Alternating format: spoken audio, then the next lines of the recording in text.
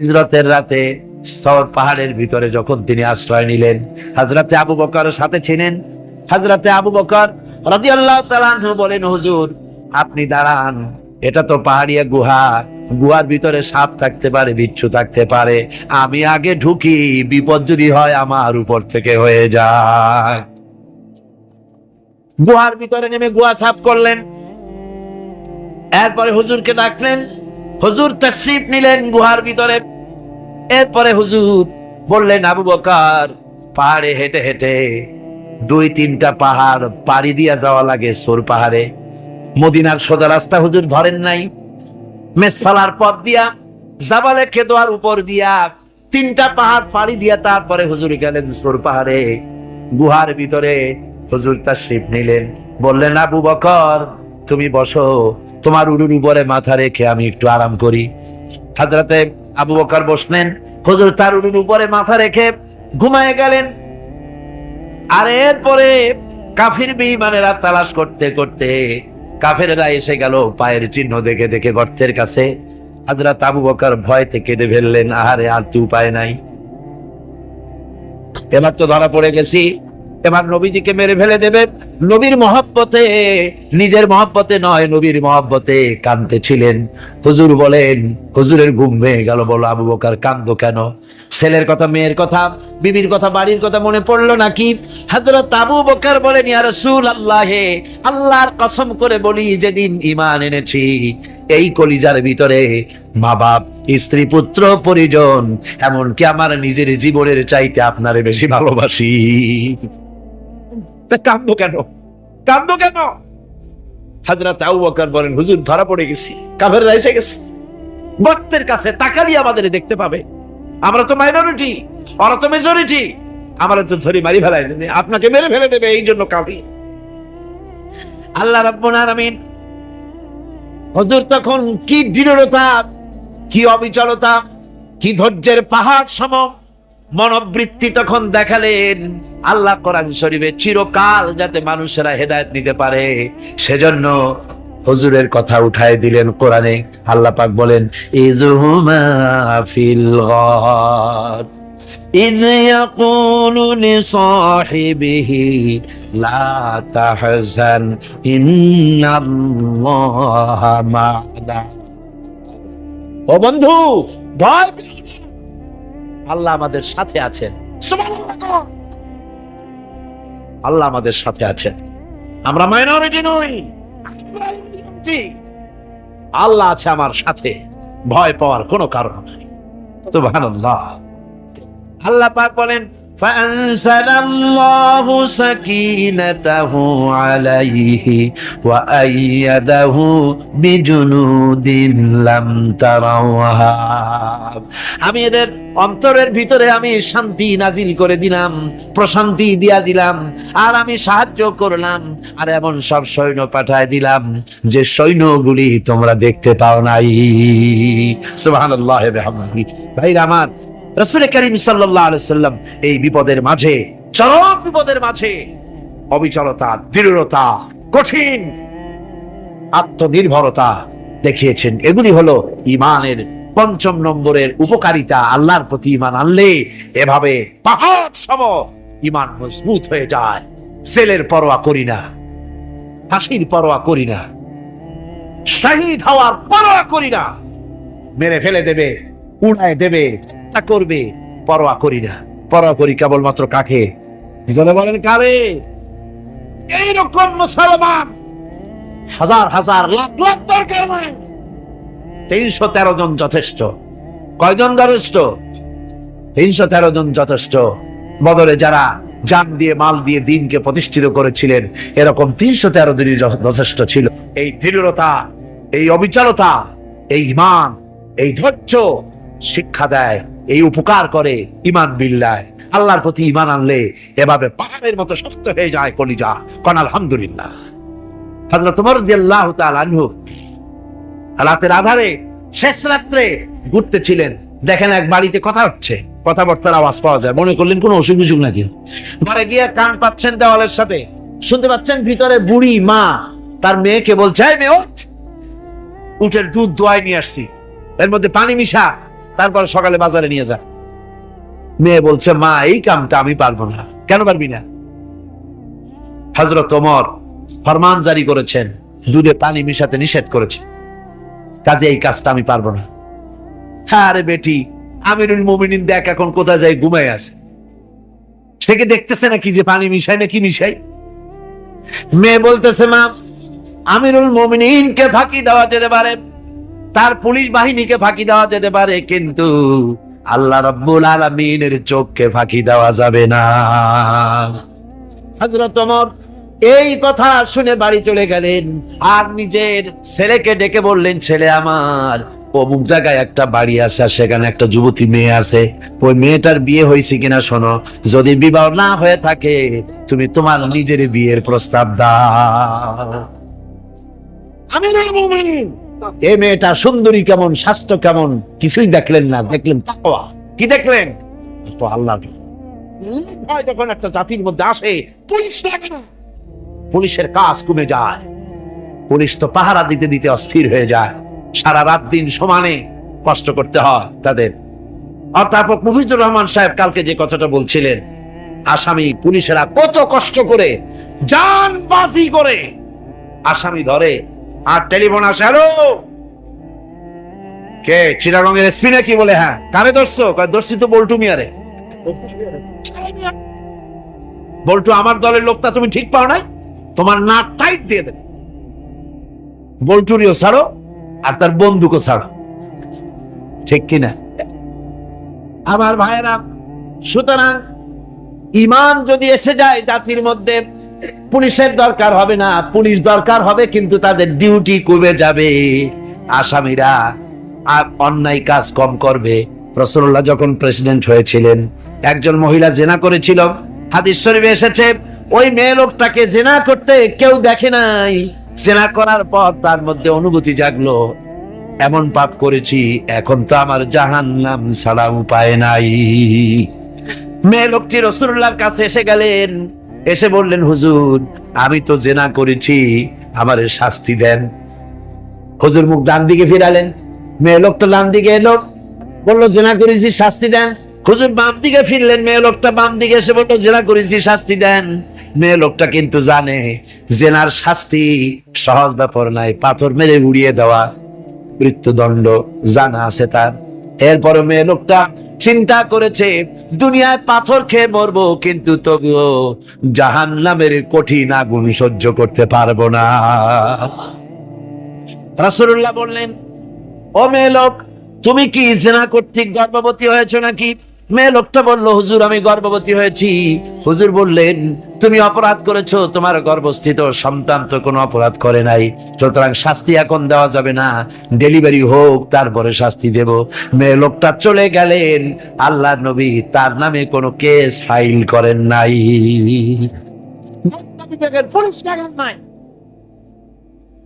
ডেলিভারির পর এই মেয়ে লোক আবার এসে হাজির, পুলিশ দিয়ে আনা লাগে নাই, আবার এসে হাজির, হুজুর আমি সেই হতভাগিনী, বলছিলেন ডেলিভারির পর বিচার করবেন, এই যে বাচ্চা হইছে, এ বাচ্চার দায়িত্ব কাউকে দেন, আর আমারে তাড়াতাড়ি শাস্তি দেন, আমি যদি মরে যাই আমি জাহান্নামে চলতে পারবো না। হুজুর বললেন, অপরাধ তুমি করেছো, এই বাচ্চার অধিকার আছে তোমার বুকের দুধ খাবে, আমি সেই অধিকার বাচ্চাকে নষ্ট করতে পারি না, বাচ্চা দুধ ছাড়ুক তারপরে এসো। 2 বছর যেতে না যেতে ওই মেয়ে লোকটি বাচ্চারে কোলে করে নিয়ে এসেছে, পুলিশ লাগে নাই, গোয়েন্দা বিভাগের কাউকে পাঠানো লাগে নাই, মেয়ে লোকটি বাচ্চা কোলে করে নিয়ে এসে হাজির, হুজুর আমারে চিনছেন নাকি? আমি তো সেই হতভাগিনী, জেনা করছিলাম, বিচার চাইছিলাম, ডেলিভারি পরে হবে বলছিলেন, দুধ ছেড়ে দিলে পরে হবে বলেছিলেন, আমার ছেলে এখন দুধ ছেড়ে দিয়েছে, আমি তারে রুটি খাওয়া শিখাইছি, দুধ ছাড়া এখন সে বাঁচবে, আমি তার হাতে রুটি দিয়ে আনছি, দেখেন ও রুটি খেতে পারে, আর দেরি করবেন না, আমার বিচার করে দেন। রাসূলুল্লাহ ছেলেটার দায়িত্ব কাউকে দিয়ে দিলেন, আর বললেন, এই মহিলাটিকে নিয়ে যাও, বুক পর্যন্ত মাটির মধ্যে গেড়ে দিয়ে তারপরে রজম করো। মেয়ে লোকটিকে বুক পর্যন্ত গেড়ে দেওয়া হলো, চতুর্দিক থেকে পাথর মারা হচ্ছিল, পাথরে লেগে শরীরে রক্ত ছিটে এক সাহাবীর গায়ে লাগলো। সাহাবী তারে গালি দিয়েছিলেন।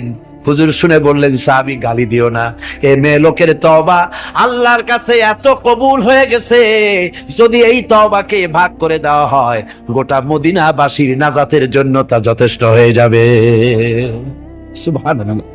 পুলিশ লাগান এমন সমাজ কায়েম হয়, ঈমান বিল্লাহ, আল্লাহর প্রতি ঈমান যদি এসে যায়, জাতির যদি রক্তে রন্ধ্রে রগে রেশায় যদি ঈমান, তাহলে বিডিআর আর্মি আরামে পাবে, তাদের জন্য পরিশ্রম হবে না, কষ্ট হবে না, অপরাধ প্রবণতা কমে যাবে, মানুষের অশান্তি কমে যাবে, শান্তির বন্যা প্রবাহিত হয়ে যাবে। সুবহানাল্লাহি ওয়া বিহামদিহি। এই জন্য রাসূলুল্লাহ বলেছিলেন, খায়রুল কুরুনে কারনি, সর্বশ্রেষ্ঠ যুগ কার যুগ? জোরে বলেন না, সর্বশ্রেষ্ঠ যুগ কার যুগ? রাসূলুল্লাহর যুগ। জোরে কোন কার যুগ? রাসূলুল্লাহর যুগ। আইরা আমার মুসা আলাইহিস সালামকে ফেরাউন যখন ঘিরে ফেলে দিল, কোরআনের সব কথা গল্প গুজবার ইতিহাসের জন্য লেখা হয় নাই।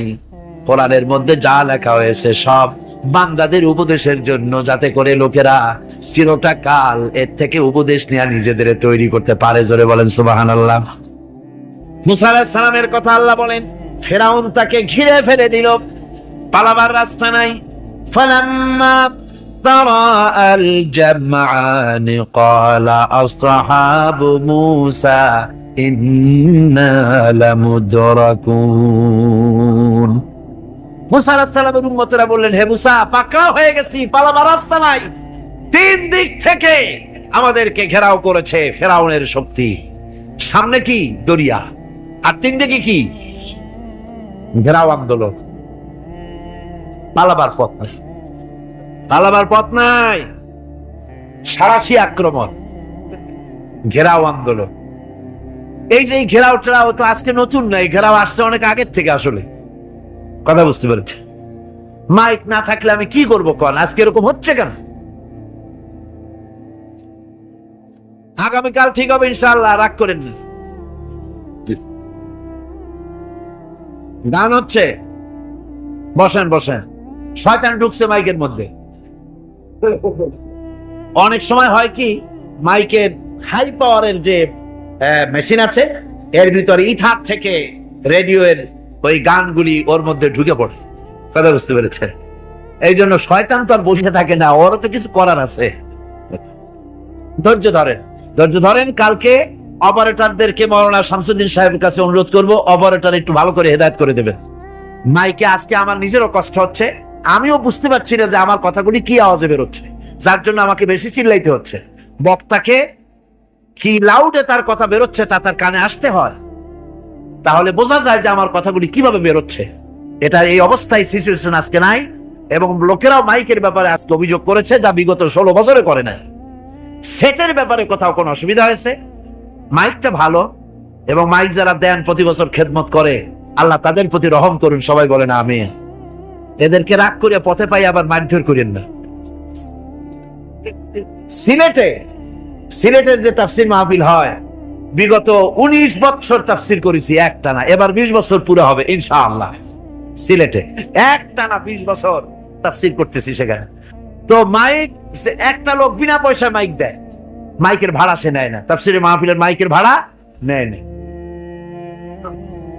যে বছর এরশাদ সরকার আমাকে প্লেন থেকে নামতে দিল না, আপনাদের মনে আছে? সিলেট থেকে ফিরাই দিল। এই খবরটা মাইকম্যান যখন শুনেছে যে আমাকে নামতে দেয় নাই, ফিরাই দেওয়া হয়েছে, সাথে সাথে স্ট্রোক করেছে, হার্ট ফেল করে দুনিয়া থেকে বিদায় হয়ে গিয়েছে। সিলেটে তাফসির হতে পারবে না এই কথা সে বরদাস্ত করতে পারে না। আমি কেঁদেছি আর দোয়া করেছি, আল্লাহ কোরআনের মহব্বত লোকটার এই অবস্থা হলো, তোমার জান্নাত তুমি দয়া করে তাকে দান করে দিও। কাজে কোনো ব্যবসায়ী চায় না যে তার ব্যবসাটা খারাপ হোক, লোকেরা মন্দ বলুক। এ মাইকের ব্যাপারে আপনারা আজকে রাগারাগ করেন না, যা হয়েছে কালকে ভালো হবে ইনশাআল্লাহ। সবাই বলেন ইনশাআল্লাহ। এখন চলেন আমরা ফেরাউনের অবস্থা দেখে গিয়া কি করতেছে ফেরাউন। মুসা আলাইহিস সালামকে ঘেরাও করে ফেলেছে, পালাবার উপায় নাই। একদিকে দরিয়া, তিন দিকে ফেরাউনের শক্তি। এই যে ঘেরাও টেরাও মানে নতুন তো না, ধর্মঘট নতুন না, পুরানা জিনিস। এই পৃথিবীতে সর্বপ্রথম ধর্মঘট কিসের উপরে হয়েছে জানেন? এই পৃথিবীর প্রথম ধর্মঘট হয়েছে পেঁয়াজ, রসুন আর ডাইলের উপরে। মুসা আলাইহিস সালামের জামানায় লান নাসবিরা আলা তুআমিন ওয়াহিদ, আমরা এক রকমের খাদ্য আর খাবো না, আমাদের পেঁয়াজ দেওয়া লাগবে, ডাল দেওয়া লাগবে, রসুন দেওয়া লাগবে। সর্বপ্রথম ধর্মঘট হয় মুসা আলাইহিস সালামের জামানায়, সেখান থেকে শুরু হয়েছে। কিন্তু মশাল মিছিল যে আসলো কই থেকে, এইটা আমি খুঁজে পাইনি। পরে প্রত্যেকটা জিনিসের তো ইতিহাস আছে, আমি খুঁজতে খুঁজতে পেলাম। আমি জানি না এর ইতিহাস মূলে কোথায়, কিন্তু আমি যতদূর খুঁজে পাইছি সেটা হলো মশাল মিছিলের আবিষ্কার হয়েছে লঙ্কায় রাবণের সময়। হনুমানের লেজে আগুন দিয়া তারপরে লঙ্কা কাণ্ড ঘষালো, নামই আছে লঙ্কা কাণ্ড। হনুমানেরা লেজে আগুন দিয়ে রাবণ যে লঙ্কায় মশাল মিছিল করেছিল হনুমানদের দিয়া, ওই হনুমানের ওই সিস্টেমটা এখনো আমাদের দেশে চালু আছে।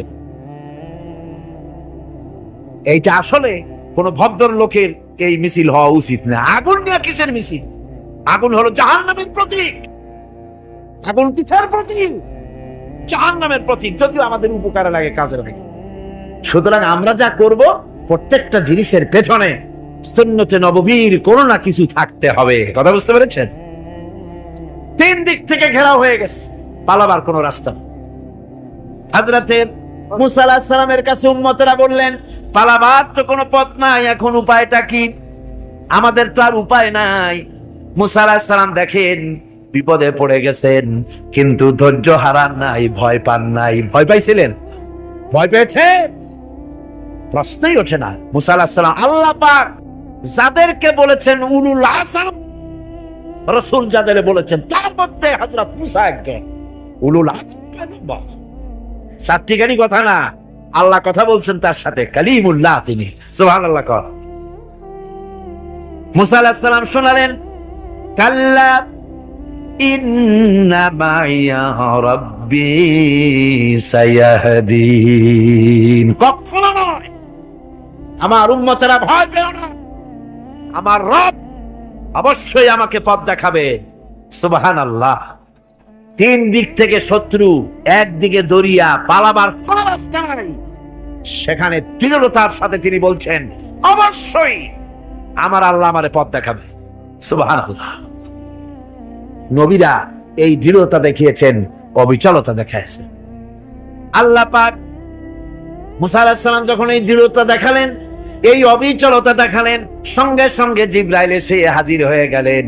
আল্লাহ পাক বলেন, ফাআওহাইনা ইলা মুসা আন আদরিব বিআসাকাল বাহরা ফানফালাকা ফাকানা কুল্লু ফিরকিন কাত্তাউদিল আযীম। মুসা আলাইহিস সালামকে আমি ওহী নাযিল করলাম, তাকে বললাম হাতে যে লাঠি আছে, এই লাঠি দিয়ে আঘাত করো দরিয়ার উপরে। দরিয়ার উপরে আঘাত করলেন, একটা রাস্তা হয় নাই, 12টা রাস্তা তৈরি হয়ে গেল। আর দেওয়ালগুলা পাহাড়ের মতো উঁচা হয়ে গেল। দরিয়ার ভিতরে পাহাড়ের মতো উঁচা, মজবুত 12টা রাস্তা। এবার মুসা আলাইহিস সালাম তার দলবল নিয়ে চললেন। আল্লাহ রাব্বুল আলামিন বলেন, ওয়া আনজাইনা মুসা ওয়া মান মাআহু আজমাইন। মুসা এবং তার সাথী সঙ্গীদেরকে আমি পার করে দিলাম। মুসা আলাইহিস সালাম এবং তার সাথী সঙ্গী নিয়ে যখন দরিয়ার মাঝখানে আসছে, ফেরাউন তার দলবল নিয়ে এসে গেছে। আসে দেখে নদীর মধ্যে রাস্তা। বাবা, খুব তো কায়দা। ও মনে করছে ওর বাজানের তৈরি করা ডিস্ট্রিক্ট বোর্ডের রাস্তা। ওর লোকজন নিয়ে নেমে গেছে দরিয়ার ভিতরে। ও আসছে মাঝখানে, মুসা আলাইহিস সালাম চলে গেছেন ও পার, দরিয়া পার। মাঝখানে যখন এসে গেল, আল্লাহ রাব্বুল আলামিন পানিকে অর্ডার করলেন কুন।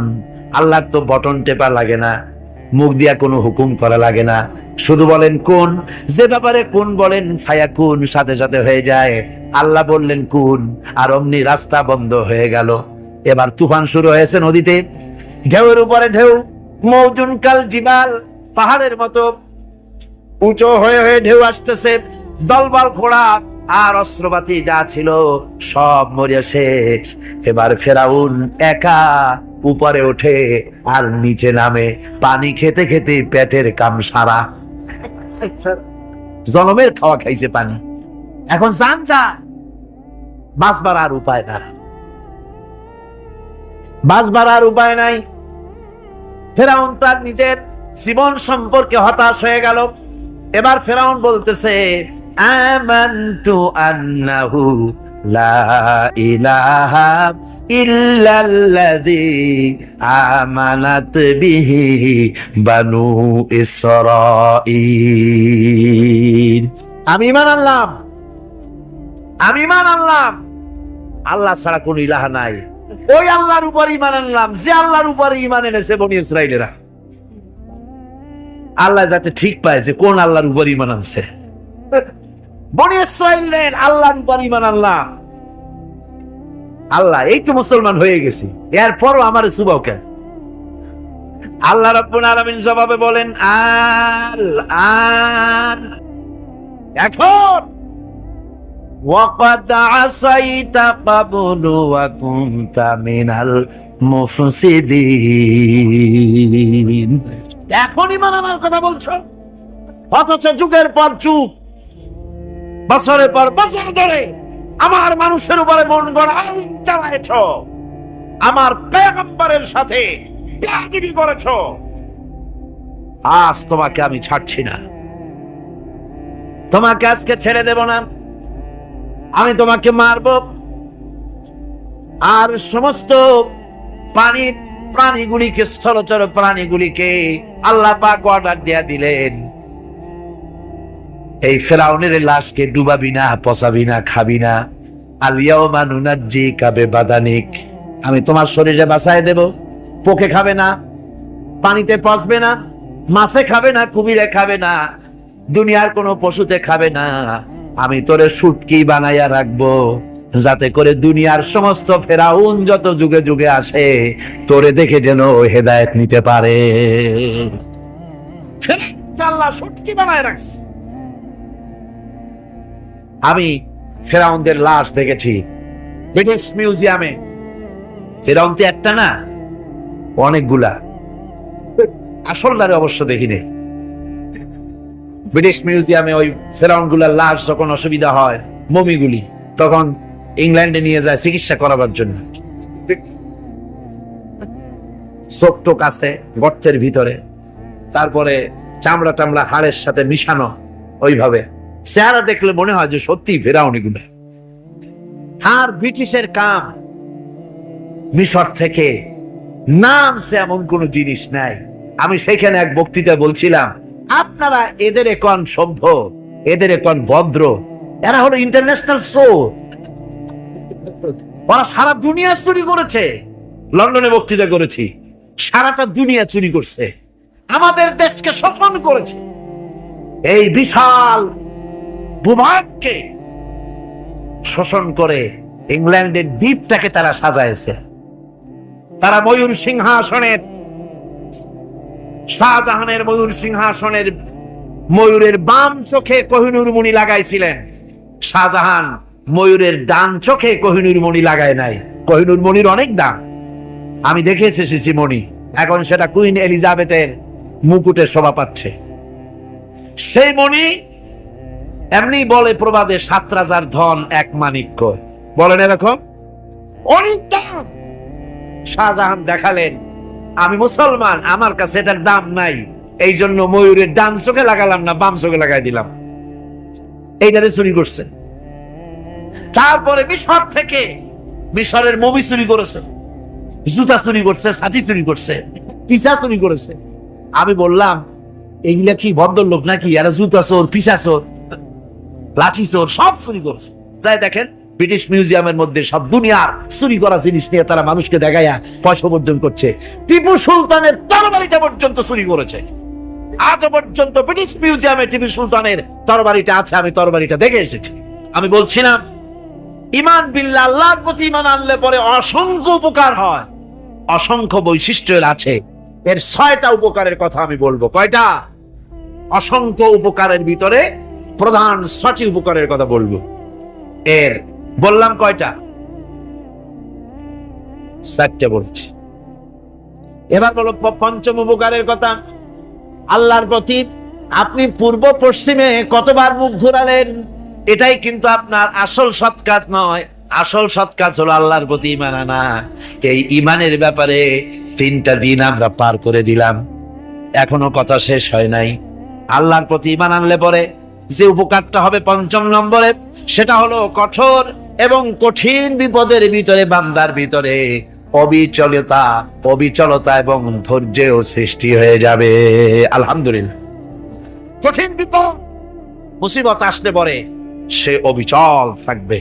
সারা দুনিয়ার বিপদ আপদ, শত্রুতা, দুঃখ, কষ্ট, মুসিবত, জুলুম, নির্যাতন কিছু পাহাড়ের মতো উঁচু হয়ে তাকে ঘিরে ফেলবে, কিন্তু তাকে চুলও নাড়াতে পারবে না।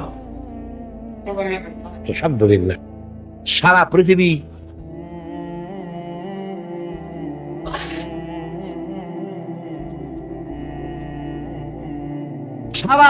একদিকে আর সে একা একদিকে থাকবে।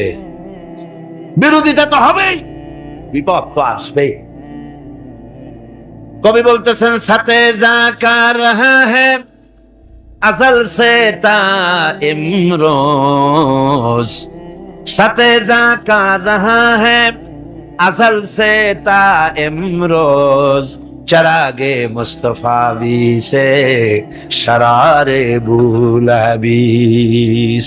সে আবহমান কাল থেকে শুরু করে মুস্তাফা সাল্লাল্লাহু আলাইহি ওয়াসাল্লামের দীপ শিখার সাথে আবু জাহেল, আবু লাহাবের অগ্নিস্ফুলিঙ্গের টক্কর লেগেই আছে। রাসূলুল্লাহর আল্লাহর দেওয়া এই বিধান, এই দ্বীনের বাতিটা টিম টিম করে জ্বলেছে। আর গোরকি, টর্নেডো, হাজার হাজার মাইল বেগে হেরিকেন এসেছে, গোরকি এসেছে, টর্নেডো এসেছে, টাইফুন এসেছে, কিন্তু এই আলো নিবাইতে পারে নাই। সুবহানাল্লাহ। এই আলো নিবাতে পারে নাই। এই শত্রুতা চিরকালের, নিবাতে পারবে না। কারণ হচ্ছে আল্লাহ রাব্বুল আলামিন বলেছেন, ইউরিদুনা লিইউতফিউ নূরাল্লাহি বিআফওয়াহিহিম ওয়াল্লাহু মুতিম্মু নূরিহি ওয়ালাউ কারিহাল কাফিরুন। ওরা চায় মুখের ফু দিয়ে আমার আলোকে নিভিয়ে দেবে, কিন্তু আমি আমার আলোকে পূর্ণতা দান করব।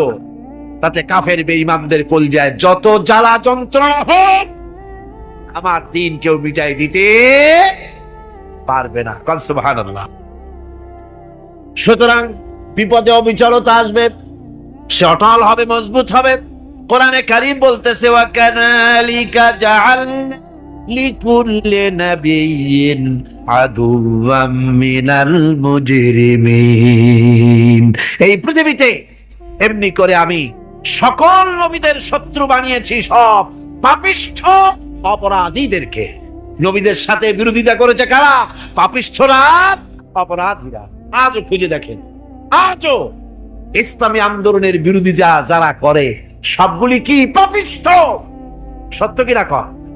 ইসলামী আন্দোলনের বিরোধিতা যারা করে হিসাব করে, চোখ দিয়ে তাকায় দেখেন, খুঁজে দেখেন তাদের নামগুলি। মদখোর, জেনাকার, বদমাশ, লুটেরা, মিথ্যাবাদী, সবচাইতে সমাজের নিকৃষ্ট লোকগুলি ইসলামের বিরোধিতা করে।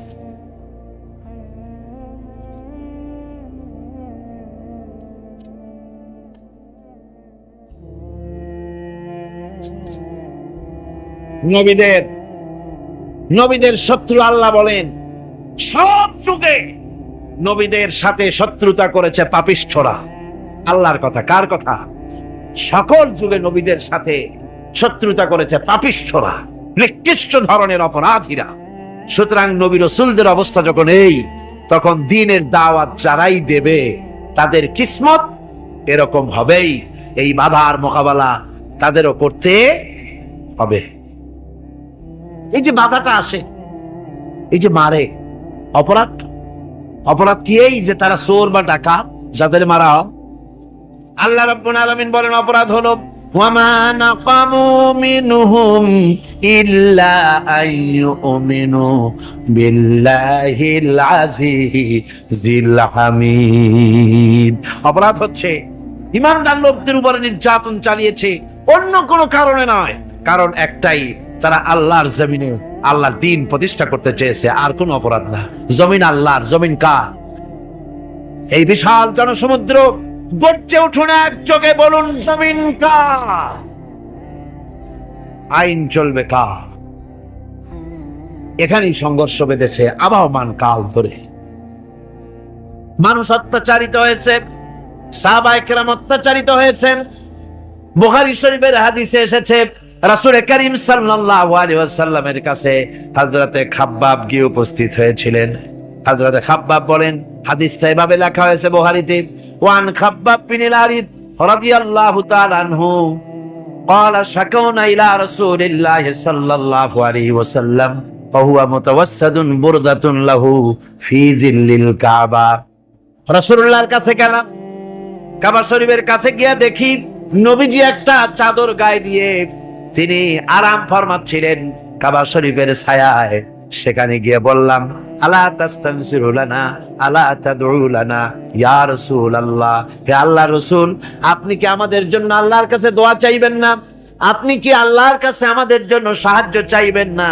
আমাদের লোকগুলিকে, মুসলমানগুলিকে মারতে মারতে তো শেষ করে ফেলে দিল। তারা আমাদের সুমাইয়াকে মারলো, আমাদের খাব্বাবকে উটের সাথে পায়ের দড়ি লাগায় টানলো, আমাদের খোবায়েবকে তারা আগুনের উপরে চিৎ করে শোয়ায় রাখলো, না খায় রাখতেছে, মারতেছে, কষ্টে তো শেষ হয়ে গেলাম। হুজুর, আপনি কি আমাদের জন্য দোয়া করবেন না? হাদিস শরীফে এসেছে, নবীজি উঠে বসলেন সোজা হয়ে। নবীজি বলেন, ও আমার সাহাবী, ও খাব্বাব, শোনো, তোমাদের আগে এই পৃথিবীতে যারা দ্বীনের দাওয়াত দিতে এসেছিলেন তাদেরকে সমকালীন রাষ্ট্র শক্তি, সমাজ শক্তি তাদেরকে ধরতো। ফায়ুখাজুর রাজুলো, তাদেরকে তারা ধরতো। ফায়ুফারু লাহু ফিল আরদ, আর তার জন্য জমিনের ভিতরে কবর বানাইতো।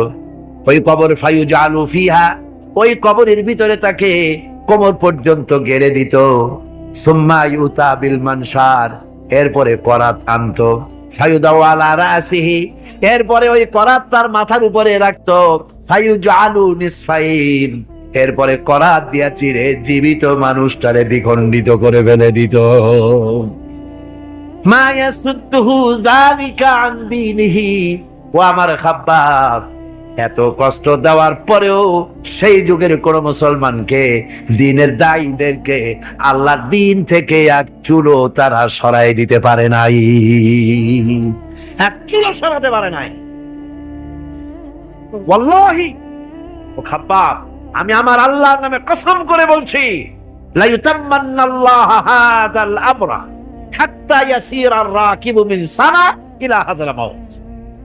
আমি কসম করে বলি, আল্লাহ রাব্বুল আলামিনের এই সানা থেকে হাজারামত পর্যন্ত লোকেরা যাতায়াত করবে, সুন্দরী রমণীরা গমন করবে, সদাগরেরা যাতায়াত করবে, টাকা নিয়া পয়সা নিয়া যাতায়াত করবে। তাদের মনের মধ্যে লুটের ভয়, টাকার ভয়, চুরির ভয়, ডাকাতির ভয়, জেনার ভয়, হত্যার ভয়, ধর্ষণের ভয়, কোনো ভয় থাকবে না। লা ইয়াখাফু ইল্লাল্লাহ, আল্লাহ ছাড়া কোনো ভয় থাকবে না। এমন একটা সমাজ, এমন একটা সময় আসবে, ওয়ালাকিন্নাকুম তাস্তাজিলুন, অথচ খুব তাড়াহুড়ো তোমরা করতেছো। তাড়াহুড়ো করো না, সময় আসবে ইনশাআল্লাহ। আমার ভাইয়েরা, আমার বন্ধুগণ, কঠিন বিপদে অবিচলতা এবং ধৈর্যের দৃষ্টান্ত রেখে গেছেন আম্বিয়া আলাইহিমুস সালাম। সুবহানাল্লাহ। কঠিন অবিচলতা, দৃঢ়তা, ধৈর্য কারে বলে, তার দৃষ্টান্ত কারা রেখেছেন? আম্বিয়া আলাইহিমুস সালাম। ওনারাই আমাদের আদর্শ, নবীরাই আদর্শ।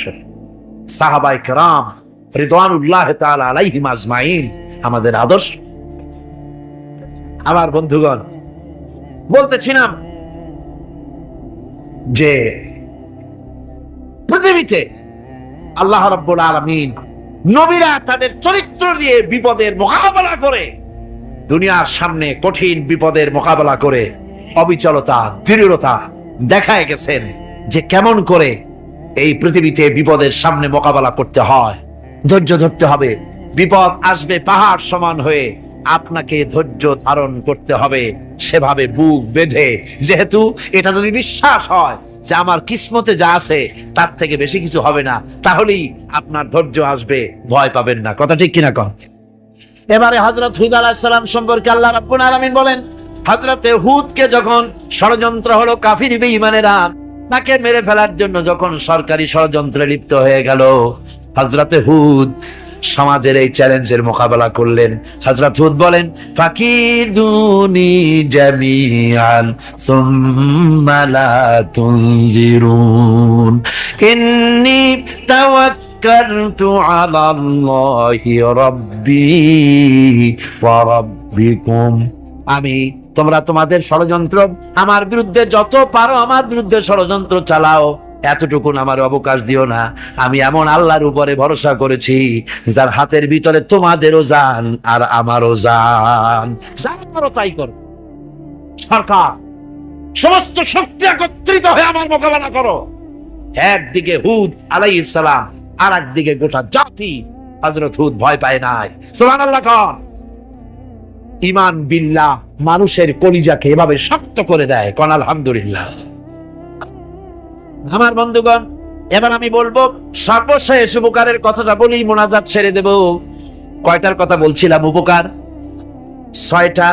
ছয়টা উপকারের কথা বলেছি। অনেকগুলি বৈশিষ্ট্য, অনেকগুলি উপকারের মধ্যে আল্লাহর প্রতি ঈমানের 6টা উপকারের কথা 5টা বলা হয়ে গেছে। এবার 6ষ্ঠ নম্বর এবং শেষ নম্বর, এটা হচ্ছে আল্লাহর প্রতি ঈমান আনলে পরে তার দ্বারা সবচাইতে বেশি ফায়দা পায় সমাজ এবং রাষ্ট্র। কোন আলহামদুলিল্লাহ। কোন আলহামদুলিল্লাহ।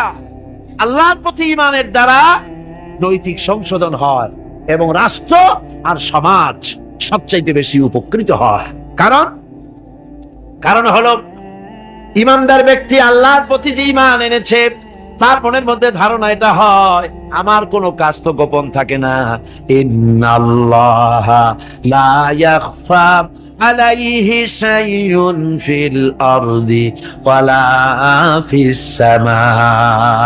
আল্লাহর কাছে গোপন বলতে কিছু নাই, আকাশেও নাই, জমিনেও নাই, কোনো কিছু গোপন নাই। সুতরাং আমি যা করি সব আল্লাহ দেখেন এবং শোনেন। এমনকি মানুষ যে কল্পনা করে সে কল্পনাও আল্লাহ টের পায় না, নাকি? টের পায় কিনা? ওয়াইন তুবদু মিন আনফুসিকুম আও তুখফুহু ইউহাসিবুকুম বিহিল্লাহ। মনের ভিতরে যে কল্পনা করো, আল্লাহ পাক বলেন এই কল্পনারও হিসাব আমি রব্বুল আলামিন তোমার কাছ থেকে নেব।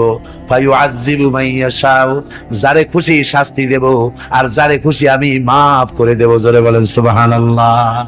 ফায়াগফিরু লিমান ইয়াশা ওয়া ইউআযযিবু মান ইয়াশা, যারে খুশি maaf করবে, যারে খুশি শাস্তি দেব, কল্পনারও হিসাব নেব।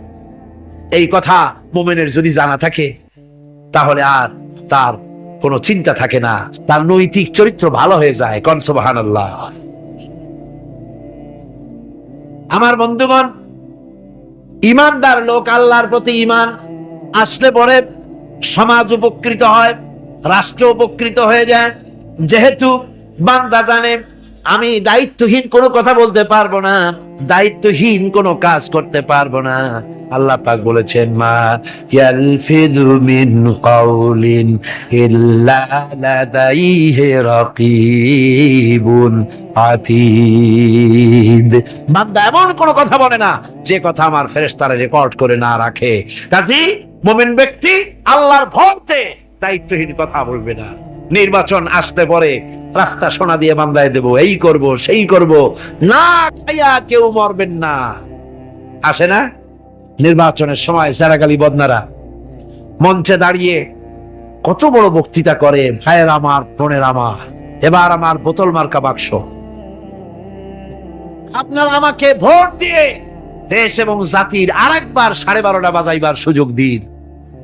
এবার ক্ষমতায় গেলে কেউ না খাইয়া মরবেন না, কিন্তু কি খাইয়া মরবে তাও বলেন। এর মারফতি অর্থ হচ্ছে এই, ওরা যদি ক্ষমতায় যেতে পারে তাহলে বিষ খাইয়া হোক, গুলি খাইয়া হোক, কিছু না কিছু খেয়ে মরতে হবে। একেবারে খালি পেটে মরলে গ্যাস্ট্রিক হওয়ার সম্ভাবনা আছে। ঈমান বিল্লাহ যদি না থাকে, আল্লাহর ভয় যদি না থাকে, তাহলে দায়িত্বহীন কথা বলে। আর আল্লাহর ভয় যদি থাকে, তাহলে নৈতিকতার সংশোধন হয়ে যায়, দায়িত্বপূর্ণ কথা বলে, মানুষকে ফাঁকি দেয় না। আমার বন্ধুগণ, আল্লাহ রাব্বুল আলামিন তার বান্দা যারা আল্লাহকে ভয় করে, সে ভয় করা বান্দাগুলির মনের মধ্যেই চিন্তা এসে যায়, আমি যেখানে থাকি না কেন আল্লাহ আমাকে দেখতেছেন, শুনতেছেন। রাতে হোক দিনে হোক, যেখানে আছি আল্লাহ আমারে দেখতেছেন। আল্লাহ পাক বলতেছেন, ওয়া হুয়া মাআহুম ইজ ইউবাইতুনা মা লা ইয়ারদা মিনাল কাওলি ওয়া কানা আল্লাহু বিমা ইয়ামালুনা মুহীতা।